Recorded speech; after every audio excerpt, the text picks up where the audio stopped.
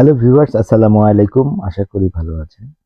গ্রীষ্মের তাপদাহ গরমে আপনাদের জানাই শুভেচ্ছা। আপনারা সাবধানে থাকবেন যাতে গরমে অসুস্থ হয়ে না পড়েন।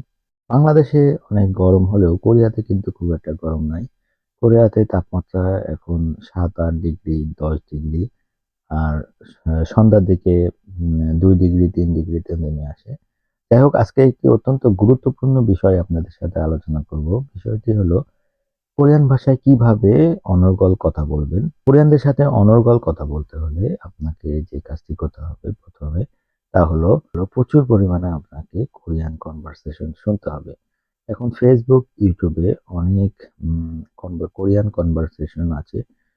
স্লো কনভারসেশন আছে, ফাস্ট কনভারসেশন আছে। আপনাকে ১ম এ স্লো কনভারসেশন কথোপকথন শুনতে হবে। তারপরে আস্তে, আস্তে ফাস্ট কনভারসেশন শুনতে হবে। শুনতে, শুনতে একসময় আপনি আ বুঝতে পারবেন তারা কি বলতে চাচ্ছে। তো একটা জিনিস খেয়াল করেন, একটা উদাহরণ দিই। একটা কোরিয়ান যদি আপনাকে কোনো কিছু আ জিজ্ঞাসা করে, তাহলে আপনি যদি তার কথা বুঝতে না পারেন, তাহলে তার কথা উত্তর দিতে পারবেন? আমার মনে হয় দিতে পারবেন না। হয় দিতে পারবেন না, না হলে ভুল উত্তর দিবেন। তাহলে কনভারসেশন হবে না। তাই ১ম এ আপনাকে কোরিয়ানদের কথা বুঝতে হবে। তারা কি বলতেছে সেটা বুঝতে হবে।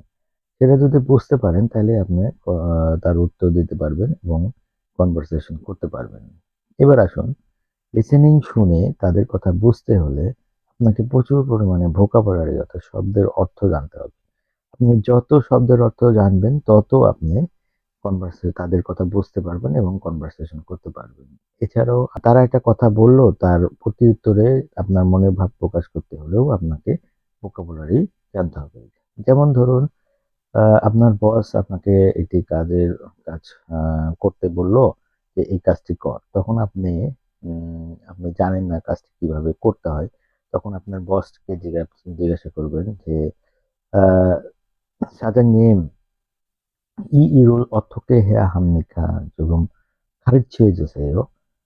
অর্থাৎ এই কাজটি কিভাবে করতে হয় আমাকে একটু শিখিয়ে দিন। এখন এখানে কিছু, কিছু ওয়ার্ড আছে, এই ওয়ার্ড গুলো যদি আপনি না জানেন তাহলে আপনি কনভারসেশন করতে পারবেন না। যেমন অর্থকে কিভাবে হেয়া হামনিকা করতে হবে, হ্যাঁ?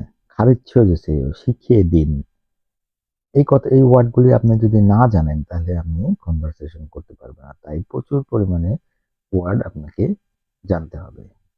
এরপরে আসুন, কোরিয়ান ভাষাটা আমি আ অনেকটা সাইকেল চালানোর সাথে তুলনা করি। শুধু কোরিয়ান ভাষা না, যেকোনো ভাষাই সাইকেল চালানোর সাথে আমি তুলনা করি। সাইকেল চালানো যেমন আপনি সারাদিন ঘরে বসে আ খাতা কলম লিখে শেষ করে দিলেন যে কিভাবে সাইকেল চালাতে হবে, কিভাবে প্যাডেল মারতে হবে, কিভাবে বেল দিতে হবে, কিভাবে ব্রেক দিতে হবে, কিভাবে গিয়ার চেঞ্জ করতে হবে। সারাদিন বসে, বসে লিখলেন আর পড়লেন।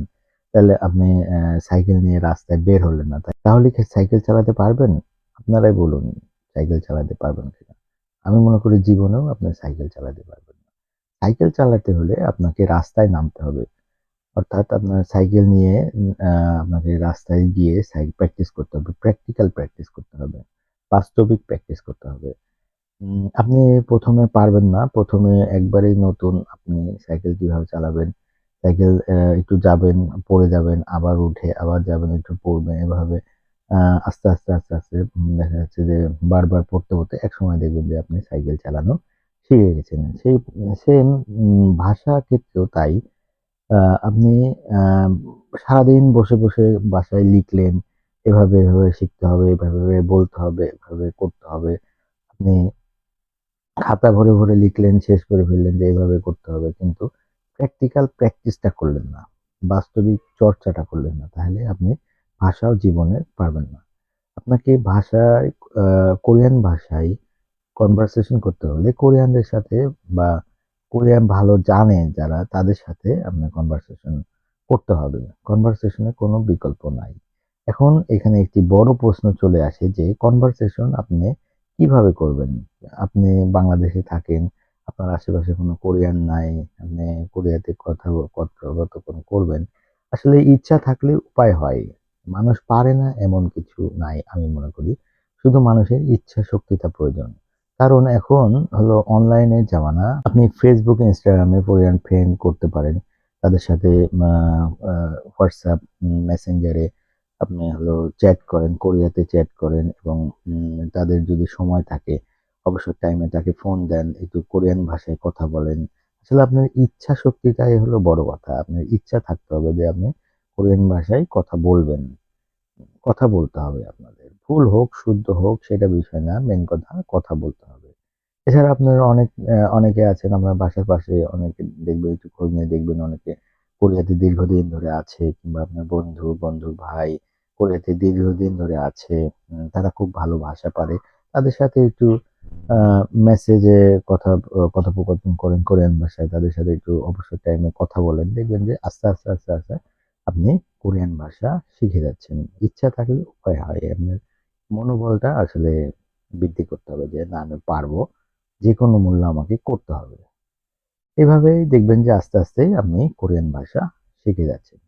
থ্যাংক ইউ ভিউয়ার্স মনোযোগ সহকারে আমার ভিডিওটি শোনার জন্য। আমার ভিডিওটি যদি আপনাদের ভালো লেগে থাকে বা আমার ভিডিওটি যদি আপনাদের মনে হয় যে বিন্দু পরিমাণ আ আপনাদের কোরিয়ান ভাষা অনর্গল কথা বলতে সহযোগিতা করবে, তাহলে আমার ভিডিওটি একটু শেয়ার করে দিবেন যাতে আপনার অন্যান্য বন্ধুরাও আমার ভিডিওটি দেখে কোরিয়ান ভাষা অনর্গল কিভাবে কথা বলতে হয় তারা চেষ্টা শুরু করবে। কোরিয়াতে একটি বাগধারা বা প্রভাব আছে যে "সিজাগি বান" অর্থাৎ শুরু করলেই আপনার দেখবেন যে অর্ধেক হয়ে যাবে। শুরু করলেই আপনি একসময় দেখবেন যে কোরিয়ান ভাষায় অনর্গল কথা বলতে পারতেছেন। Thank you viewers. আসসালামু আলাইকুম। ভালো থাকবেন, সুস্থ থাকবেন।